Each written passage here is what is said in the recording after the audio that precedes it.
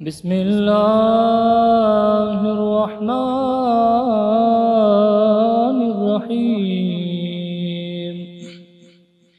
يا علي يا عظيم يا غفور يا رحيم، أنت الرب العظيم الذي ليس كمثله شيء، وهو السميع البصير.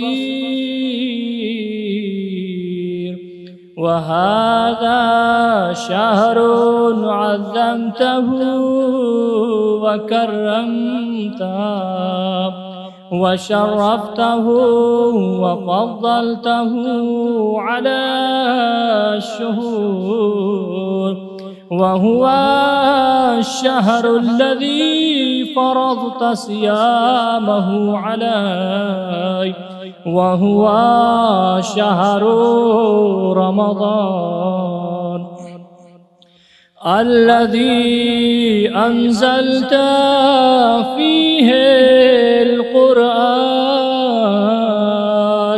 هدى للناس وبينات من الهدى والفرقان، وجعلت فيه ليلة القدر وجعلتها خيرا من 1000 شهر. فيا ذا المن ولا يمن عليك،